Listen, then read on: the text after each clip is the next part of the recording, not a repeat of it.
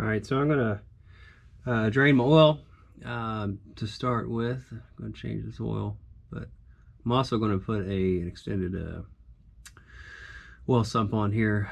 But I'll explain to you guys that are doing that, you know, how to change oil and all that. But yeah, I won't be going the same way on the reverse. But obviously, first you're gonna loosen up your drain plug here. Something else to note as well, you want to make sure that your car is as level as possible. That way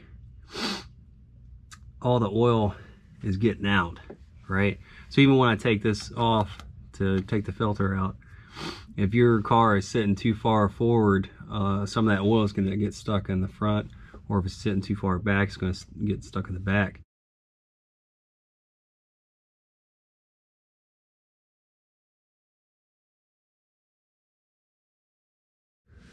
So the first one was a 21 millimeter, should be pretty standard across the board, and this one is a 10 for the small ones.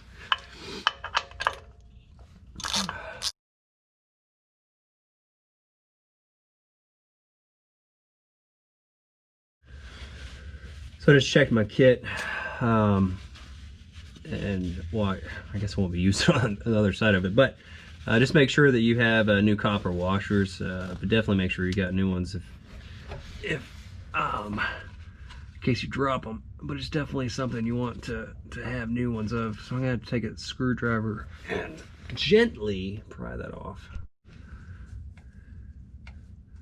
Very gently. We're just trying to get it separated a little bit. Don't get crazy with it. Don't shove anything in there real super hard. Damage this thing, it's gonna be a bad day. Real bad day.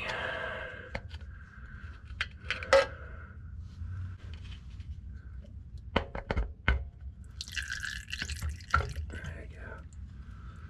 So clean it up, you know, throw some carb cleaner on a towel or something.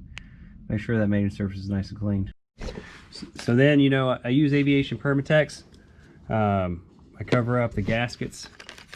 It's going to be one gasket you put on there first, then you're going to put your oil strainer facing up, then you're going to do another gasket with aviation Permatex on both sides, and then you're going to put your final plate that we took off initially. Everything's stuck together still, but you get what I'm saying.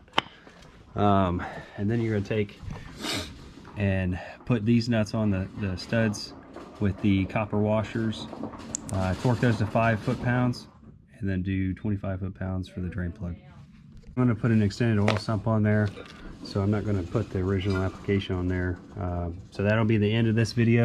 If you'd like to see the extended oil sump video, I'll put a link to it, you know, right up in the top right corner. But yeah, if you have any questions, just put them in the comments, like the video, and subscribe. Thanks.